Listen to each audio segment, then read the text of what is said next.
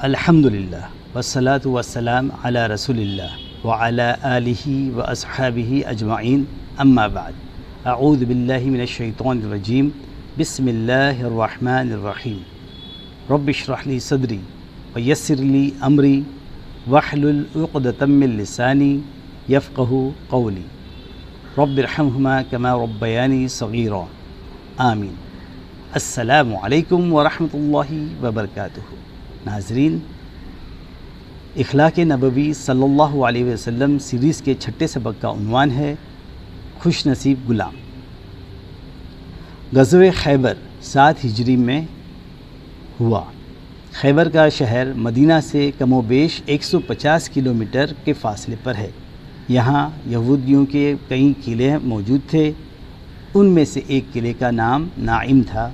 اس قلعے کے محاصرے کے دوران میں ایک حبشی غلام اسلم نے اسلام قبول کر لیا۔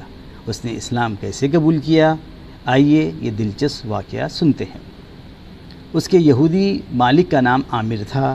یہ اس کی بکریاں چرایا کرتا تھا۔ اسلم نے اہل خیبر کو جنگ کی تیاری کرتے ہوئے دیکھا تو پوچھا، یہ آپ کس کے خلاف جنگ کی تیاری کر رہے ہیں؟ یہودی کہنے لگا، ہم اس شخص سے جنگ کر رہے ہیں جو اپنے آپ کو نبی خیال کرتے ہیں۔ اسلم نے اس کی بات کو اپنے ذہن میں رکھ لیا۔ اب وہ حق کا، چونکہ وہ حق کا متلاشی تھا، اس نے سوچا کیوں نہ اس شخصیت سے ملے جو اپنے آپ کو نبی سمجھتے ہیں۔ جب اللہ کے رسول نے خیبر صلی اللہ علیہ وسلم نے خیبر میں پڑاؤ ڈالا تو یہ حبشی اپنی اونٹنیاں لیے ہوئے آپ صلی اللہ علیہ وسلم کے کیمپ میں حاضر ہوا۔ آپ سے ملاقات کی اجازت چاہی۔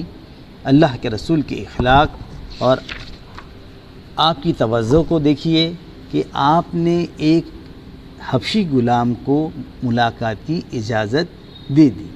اس ملاقات کے دوران میں آپ سے پوچھا، آپ کیا کہتے ہیں اور کس بات کی دعوت دیتے ہیں؟ آپ صلی اللہ علیہ وسلم نے بڑی محبت سے فرمایا، ادعو الی الاسلام وان تشہد ان لا الہ الا اللہ وانی رسول اللہ وان لا تعبد الا اللہ۔ میں اسلام کی دعوت دیتا ہوں اور یہ کہ تم اس بات کی گواہی دو کہ اللہ کے سوا کوئی عبادت کے لائق نہیں، اور میں محمد صلی اللہ علیہ وسلم اللہ کا نبی ہوں اور عبادت صرف اور صرف اللہ کی کرو۔ غلام نے پوچھا، اگر میں اللہ پر ایمان لے آؤں اور یہی گواہی دوں تو مجھے کیا ملے گا؟ آپ نے فرمایا، لک الجنہ ان مت علی ذلک، اگر تمہیں اسلام پر موت آئی تو تمہیں جنت ملے گی۔ اسلم کہنے لگا، میں ایک سیاہ فام کبھی چہرے والا عام سا انسان ہوں۔ میرے جسم سے ناگوار بو آتی ہے۔ میرے پاس نہ مال و دولت کوئی نہیں۔ اگر میں ان لوگوں کے ساتھ لڑتا ہوں اور قتل ہو جاتا ہوں تو کیا میں جنت میں جاؤں گا؟ رسول اللہ صلی اللہ علیہ وسلم نے فرمایا، کیوں نہیں؟ اگر تمہیں اس عقیدے پر موت آ جائے تو تمہارے لیے جنت ہے۔ حبشی غلام وہیں مسلمان ہو گیا۔ اسلم کہنے لگا، اللہ کے رسول، یہ بکریاں میرے پاس امانت ہیں، ان کے بارے میں کیا کروں؟ اللہ اکبر۔ ناظرین، امانت اور دیانت داری اس کا نام ہے۔ آپ صلی اللہ علیہ وسلم حالت جنگ میں ہیں۔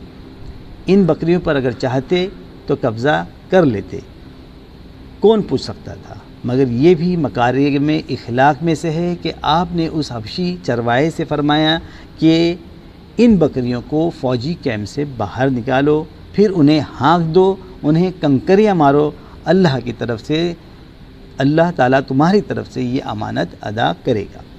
اسلم اسی وقت کھڑا ہوا، زمین سے کنکریاں لی اور انہیں بکریوں کی طرف پھینکتے ہوئے کہنے لگا، اپنے مالک کی طرف واپس چلے جاؤ، اللہ کی قسم میں تمہارے ساتھ نہیں رہوں گا۔ وہ بکریاں اکٹھا ہو کر چل پڑی اور خیبر کے قلعے میں داخل ہو گئیں۔ جب چرواہے کے بغیر بکریاں واپس آئیں تو یہودی مالک کے پاس پہنچی تو اسے معلوم ہو گیا، اسے پتہ چل گیا کہ اس کا غلام مسلمان ہو گیا ہے۔ اس دوران میں اللہ کے رسول صلی اللہ علیہ وسلم نے لوگوں کو واعظ فرمایا اور ترغیب دی۔ سیدنا علی قلعہ نائم کے یہودیوں سے لڑنے کے لیے جھنڈا اٹھا کر نکلے تو یہی حبشی غلام اسلم بھی ان کے پیچھے پیچھے یہود سے لڑنے کے لیے چلا گیا، دشمن کے ساتھ جنگ ہو گئی اور وہ اس دوران میں شہید ہو گیا۔ اسلم کی میت کو اٹھا کر پیچھے لایا گیا، اللہ کے رسول کو خبر دی گئی۔ ناظرین، اب اللہ کے رسول کی عظمت، آپ کے اعلیٰ اخلاق کہ آپ اس کی میت کے پاس تشریف لائے، اسے دیکھ کر صحابہ کرام سے ارشاد فرمائے ہیں، اس غلام کو اللہ تعالیٰ نے عزت دی، اسے خیبر کی طرف لایا، میں نے اس کے سر کے پاس 2 خوبصورت آنکھوں والی حوریں دیکھی ہیں، حالانکہ اس نے ابھی تک اللہ کو ایک بھی سجدہ نہیں کیا۔ ناظرین، اگر آپ سے کوئی سوال کرے کہ ایسے کون سے صحابی تھے جنہوں نے ایک بھی نماز نہیں پڑھی اور وہ جنت کے مستحق ہو گئے، تو ان میں یہی حبشی غلام اسلم بھی شامل ہیں، جنہوں نے کہا تھا کہ میرا چہرہ بدصورت ہے، میرے جسم سے بو آتی ہے، میرے پاس مال و دولت نہیں۔ اللہ کے رسول اس کے ناش کے قریب کھڑے ہو کر فرما رہے ہیں، تیرے چہرے کو اللہ نے خوبصورت کر دیا، تیری بو کو پاکیزہ کر دیا، تیرے مال کو زیادہ کر دیا۔ پھر صحابہ کرام کی طرف مخاطب ہو کر فرمایا، میں نے اس کی 2 بیویوں کو دیکھا ہے جو خوبصورت آنکھوں والی جنت کی حوریں ہیں۔ سبحان اللہ۔ یہ قصہ الخصائص الکبریٰ جلد 1 425 پیج نمبر، اور دوسری جگہ سیرت النبوی ابن الکثیر جلد نمبر 3 پیج نمبر 361 میں درج ہے۔ اللہ سے دعا ہے کہ وہ ہمیں بھی ہمارے نبی صلی اللہ علیہ وسلم جیسے اعلیٰ اخلاق کا حامل بنائے، آمین۔ وآخر دعوانا ان الحمد للہ رب العالمین، والسلام علیکم ورحمۃ اللہ وبرکاتہ۔